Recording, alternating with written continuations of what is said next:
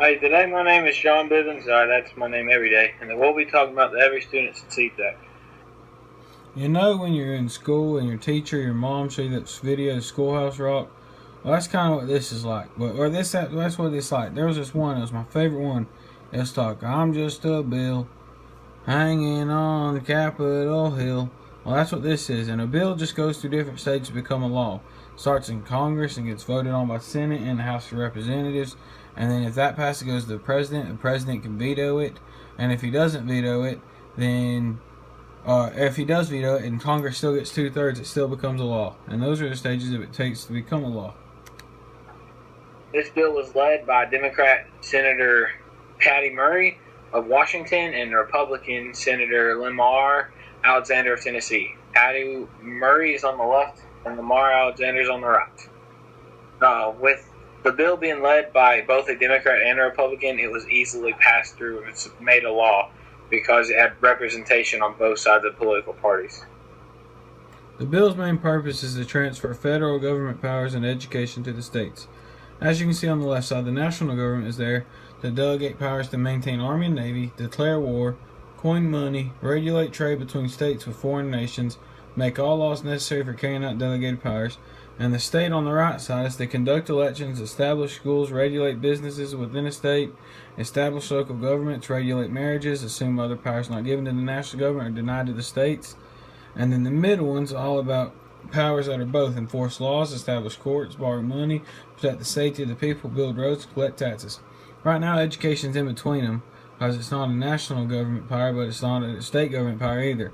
This bill is all about making it a state government power and taking it away from the national power of education. The main argument in the bill is to hold the state education accountable.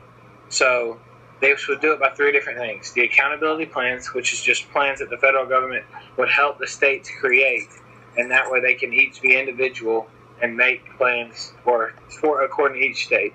Then there's also goals for each state to reach, such as amount of English as their second language, their average test grade compared to English speaking test grade. So you want to reduce that gap. That's just one goal for an example of one goal.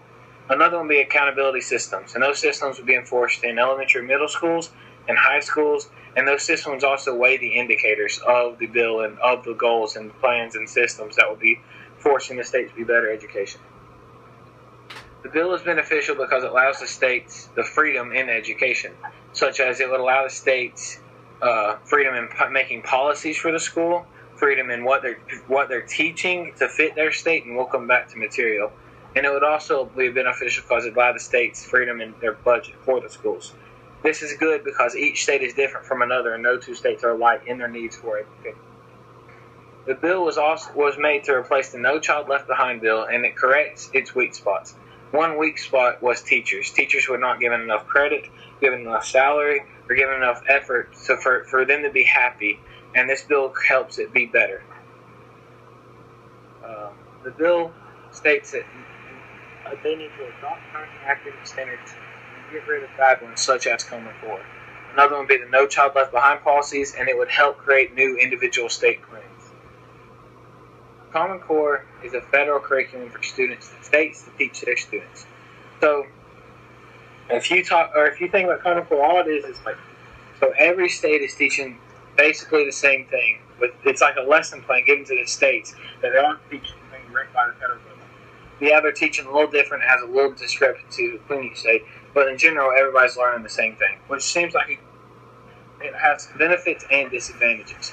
So benefits are that it's more stable for mobile students, such as if someone moves from Tennessee to Virginia, they're going to be not too far behind or too far ahead because it's kind of the same thing. Also, it provides students with necessary skills to reach higher education, and it enhances teacher collaboration across the nation. Some disadvantages would be that it forces veteran teachers to retire. When Common Core came into play, all the old teachers that were stuck in their ways retired because they didn't want to learn new ways, and they weren't taught to teach the new ways. So they thought, why fix it when it's not broke? So they just decided to retire instead of try to adapt. Also, it costs schools more money to update technology need for Common Core.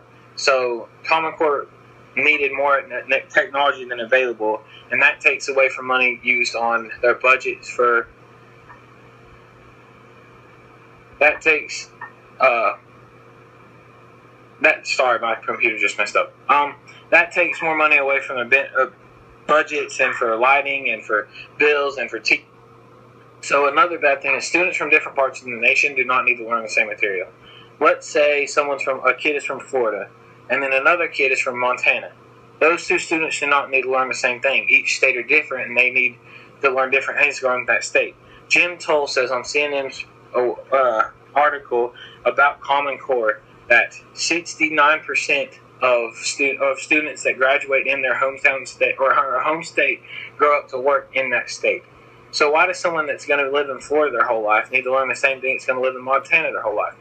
See, you don't need it because they're too different.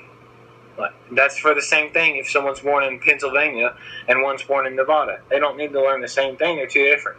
So this gets rid of that and allows for more room for the states to teach their own thing. Overall, Common Core does a lot more harm than benefits, which is why the bill is a good idea. So my call to action for you is to say no to Common Core and yes to every student succeed. There's my citations, and thank you so much. Have a nice day.